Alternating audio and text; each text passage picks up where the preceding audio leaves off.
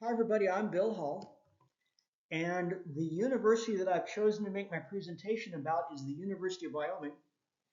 And the reason that I've chosen this university is that I'd be interested in teaching there when I finish my PhD at K-State.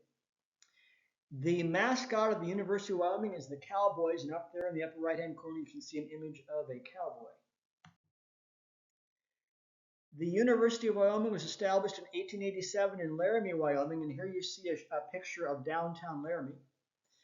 Laramie is about the same size as Manhattan. Manhattan's about 50,000 people. Laramie's about 30,000 people, but roughly the same size of a college town.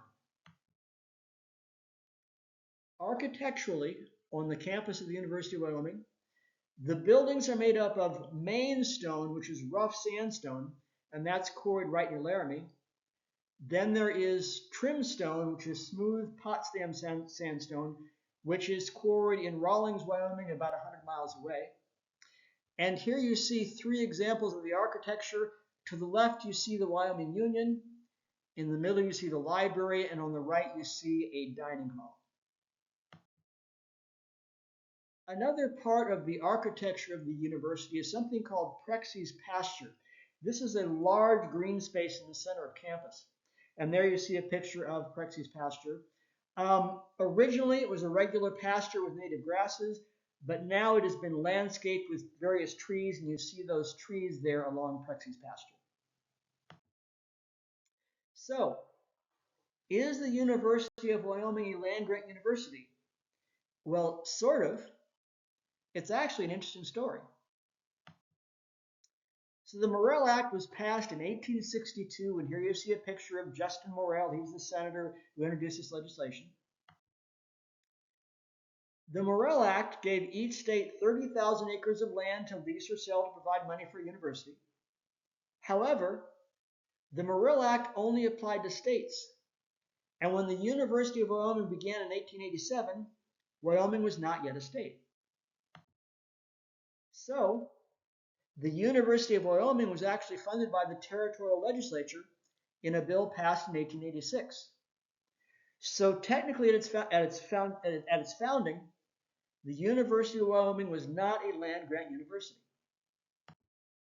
However, after Wyoming became a state in 1890, the University of Wyoming did receive support from the Morrill Act, and it did become a land-grant university. So it's a very interesting story.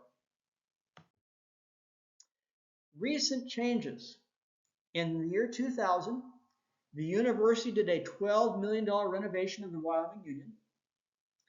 In 2012, the university announced a $27 million renovation of Half-Acre Gym. In 2009, the university did a $50 million renovation of Co-Library. And in 2012, the university built the Berry Biodiversity Conservation Center. So we have here a very progressive university, very interested in renovations and keeping everything updated. What makes the University of Wyoming unique? The University of Wyoming is the only four-year institution of higher education in the state of Wyoming. If you're in Wyoming and you want a 4-year degree and you want to stay in state, your only option is the University of Wyoming. It's the only 4-year degree granting institution in the state of Wyoming. Future challenges. In the beginning, enrollment was a challenge. The university began in 1887 with just 36 students because the few high schools in Wyoming could only produce that many students who were capable of university education. But university enrollment did increase. The enrollment was at 1,054 in 1929 and 8,500 in 1979.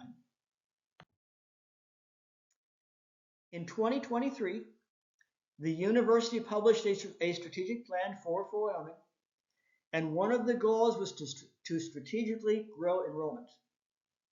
The way the university plans to do this is by engagement with all student populations, including tribal, marginalized, and underserved students. And there is my reference. This is Dr. Hardy was a history professor at University of Wyoming, and she published this history of the first 100 years, as you see there. So that is my presentation. I look forward to seeing your presentations as well.